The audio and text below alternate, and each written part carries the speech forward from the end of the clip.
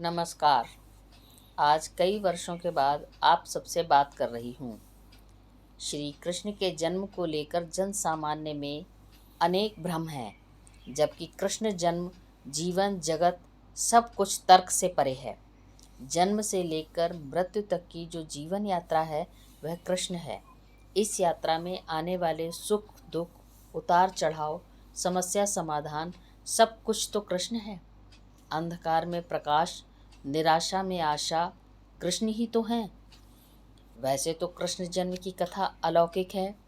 बंदी गृह में हथकड़ी और बेड़ी से जकड़े वसुदेव और देवकी के पुत्र भाद्र मास की अष्टमी तिथि को रात्रि के ठीक 12 बजे भयंकर बारिश के समय जन्म लेते हैं।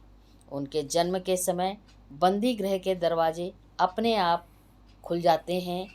हथकड़ियों और बेड़ियों का टूटना, पहरेदारों का सो जाना और भयंकर तूफानी बारिश की रात को वसुदेव द्वारा उस नन्हे शिशु को मथुरा से यमुना पार करके ब्रज में नंद और यशोदा के घर सुरक्षित पहुंचाना अलौकिक ही तो है।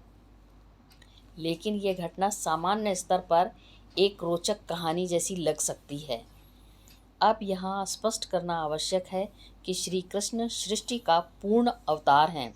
संसार के हर प्राण तत्व में समाहित सौंदर्य कृष्ण हैं।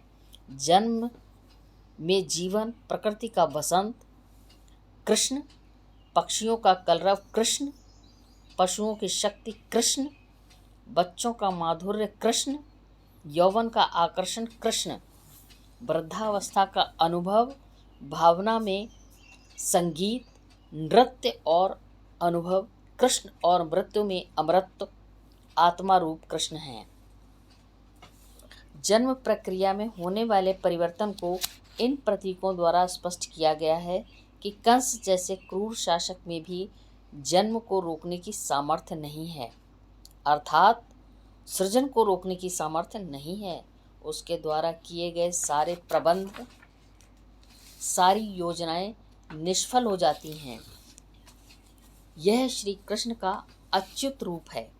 श्री कृष्ण सृष्टि के हर अंकुरित बीज का प्राण तत्व है, शाश्वत और नैसर्गिक रूप है। नकारात्मकता के बीच जन्म होने वाली सकारात्मक सृजनात्मक परिवर्तन स्वीकृति का रूप है श्री कृष्ण। हर व्यक्ति के अपने विचारों के अनुरूप है श्री कृष्ण। जिस रूप में व्यक्ति उन्हें महसूस करता है वे उसी रूप में उसे दृष्टिगत होते हैं। जो परम पिता परमात्मा के रूप में स्वीकारता है उसके लिए वे वही हैं। जो उनके जन्म और जीवन को लेकर तर्क करते हैं उनके लिए वे स्थूल तर्क और वितर्क का रूप हैं। परम पिता परमात्मा के अणुओं से इस सृष्टि का निर्माण हुआ है। उस सृजन में विद्यमान प्राण तत्व श्री कृष्ण हैं। प्रकृति, कर्म, समय, गति, काल चक्र के साथ खिलवाड़ किया जा सकता है, परिवर्तन किया जा सकता है, पर मिटाया नहीं जा सकता, क्योंकि न मिटने वाला अमृत ही श्री कृष्ण है। अच्युतम केशवम कृष्ण दामोदरम का यही अर्थ है। सृजन, संहार, आदि अंत जिस नियंता के अधीन है वह श्री कृष्ण है। यही श्री कृष्ण का अच्युत रूप है। अजन्मा परमात्मा, अंधकार में प्रकाश, सार्वभौमिक उत्सव, उदारता और आनंद श्री कृष्ण का सजीव संगीत और मधुर रूप है। अर्थात निराशा की ओर कालिमा में उत्पन्न आशा की किरण प्रदान करने वाले परम आत्मा की अनुभूति से उत्पन्न आनंद ही ब्रह्मानंद सहोदर सच्चिदानंद श्री कृष्ण हैं।